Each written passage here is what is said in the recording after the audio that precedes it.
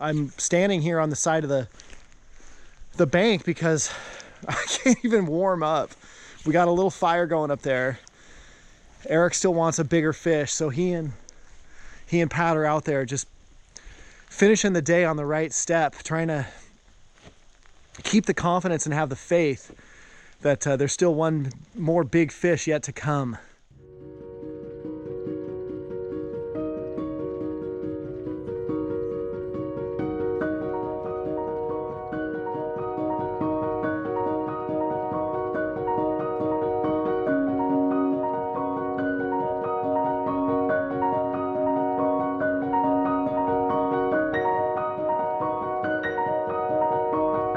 The anticipation of meeting up with Patches in beautiful BC, Canada was finally here.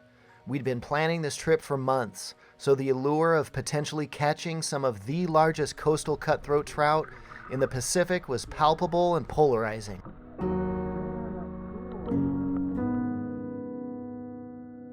Hey, oh my God, that's so cool. That's a huge fish. Hey, swing the net over here. Let me get a picture of it. We had time for a quick pit stop to meet up with Christian, just south of the Canadian border. He's got a cool new toy that I just had to see.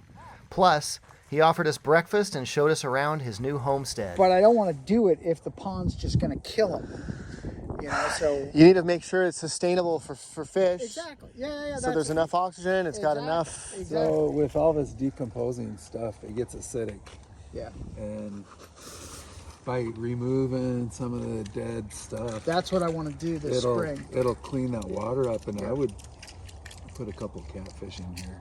Oh, catfish would be a good way to start. Great or idea. Something that's a cleaner that can eat algae. Interesting They idea. don't compete really for a lot of the same food sources. And I got to scratch a dog, the most underrated pastime under the sun after catching a wild trout. That's really, really good. How are the eggs, Eric? Man, they're awesome. Looks so good. This Gouda cheese in there, I've never had eggs with Gouda in it.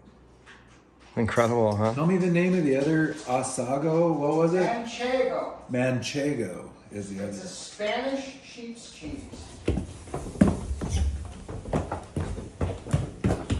Good temperament. He's got a good temperament. Yeah, you Hey, now don't bust your arm showing off now.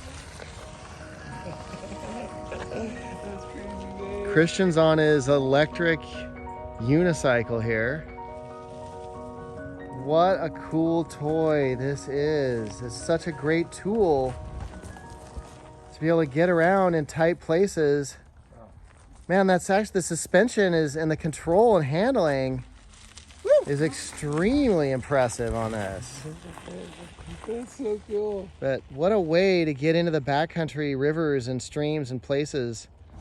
I hope it comes with a broken hip repair kit. Great braking there too. Look at this. It's so cool. So you say, Come stand on it. dude. Stand up, find your feet. Okay. Got your feet?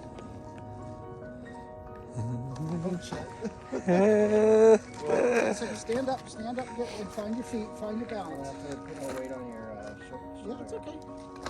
There you go. And then you just, oh shit, That's okay. oh yeah, it just has to take a second to find your. Exactly, you got to find your balance. Because it balances fore and aft, but not side to side. Wow, and then so it's all about you just like getting that balance All, down. yeah, getting your balance down, and it's all about then starting to move your weight forward a little Oh, bit. once that's how you go. That's how you go. So if you like lean your upper body a little bit, I set you free. Set it free. I'm not going to You're free. Dude, what a cool experience though. But like within a half hour or an hour, you could be like kind of Yeah, exactly. You're bopping around. Wow, that's really neat. I like that partially inflated tire. It's got a lot of give to it. Man, what a cool toy. This kind of maneuvering, Yeah. where you're just like really slow. Okay. Where you're in a position of control. You have control, but it's slow speed maneuvering. That's the hardest. Yeah, that's the hardest really to master. Right. Once you're going, It's actually easier to go at faster speeds. Now we've got the opportunity to go hang out with an amazing guy named Pat. He's invited us to come stay with him and fish the coastal streams and lakes and rivers of beautiful British Columbia, Canada. But first, we've got to get through customs here, and Eric's gonna bring us home. Welcome to the adventure. Let's go to Canada. Adventure on. Eric brought us through the Peace Arch, and the border crossing couldn't have been easier. The Peace Arch. The Peace Arch. Open 1814, wow. Back in Canada for the first time in a long time. So many wonderful memories here from the college days. And it's been far too long since a good A just came without trying, eh? You see, I've always believed these cooler Canucks outclass us Americans in most ways. That's just been my experience. So being around some new fishy friends, immersed in some of the prettiest coastline in the entire world, just made everything feel right in my world again, too.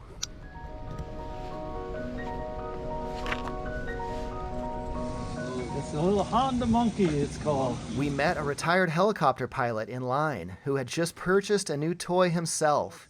His enthusiasm and youthfulness was a subtle whisper that a future in aviation might keep me young at heart forever too.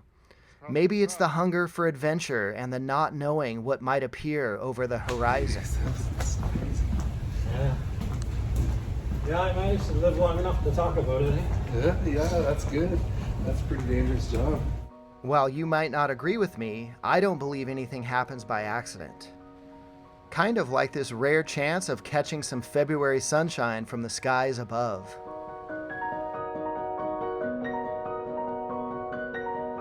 Our winter back in Spokane has been long, cold, and snowy. We knew overcast skies and rain were only a day or two away, so the opportunity to soak up some vitamin D wasn't anything we were about to take for granted. And it was absolutely stunningly beautiful out.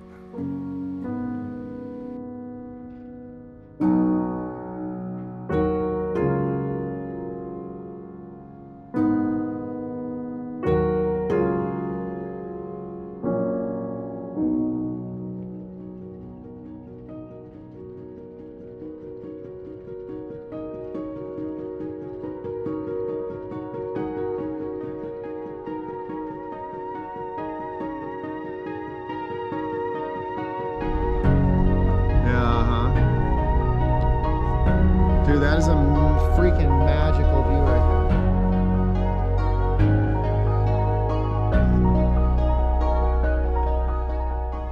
there. As we pushed off and transitioned from stillness to movement, I couldn't help but notice the towering mountains to the north and the east. They reminded me of something out of Tolkien's classic trilogy, and again, that intangible nudge that maybe a trip to New Zealand one day, where arguably the best fly fishing in the world takes place, might not be that far out of reach.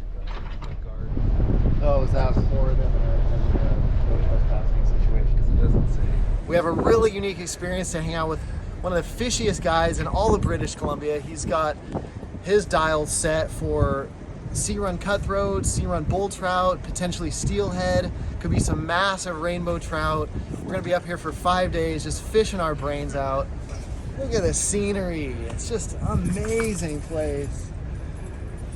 But it's so far away. Well, but I kind of think the wideness of it, like This kind of gives you the expanse. Yeah. How big can we dream? And what lengths are we willing to go to pursue the things in life that bring our souls beyond just surviving and into the realm of living fully alive? To be on the cusp of adventure or thrust into the eye of it is something I'd take over boredom or apathy any day. A life I refuse to accept no matter the cost.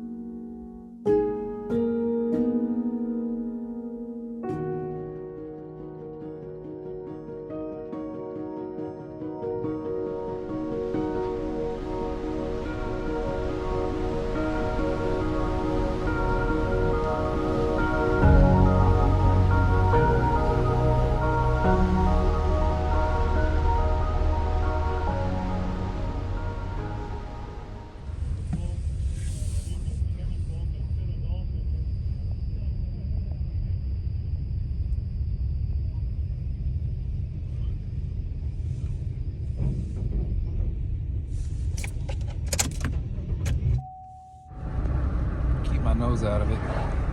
Oh, the possibilities, and the draw of the waters that haunt my beating heart without ceasing.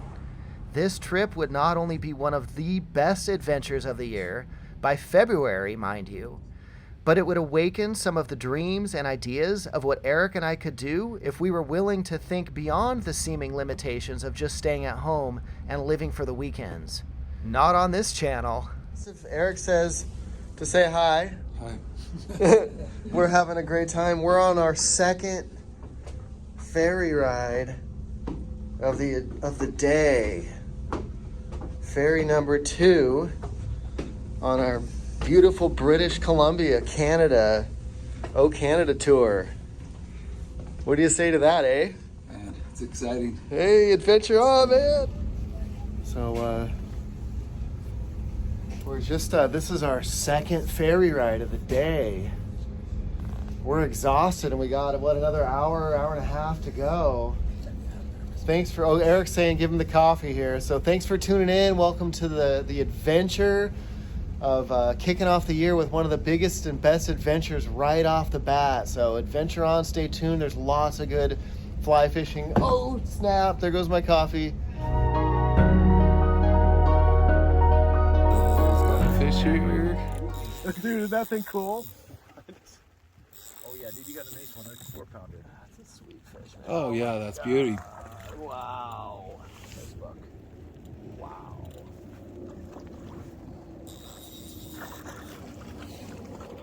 Hey! Oh my gosh, that's so cool. That's a huge fish. Hey, swing the net over here. Let me get a picture of him. Hold him right there and let him swim around a little bit.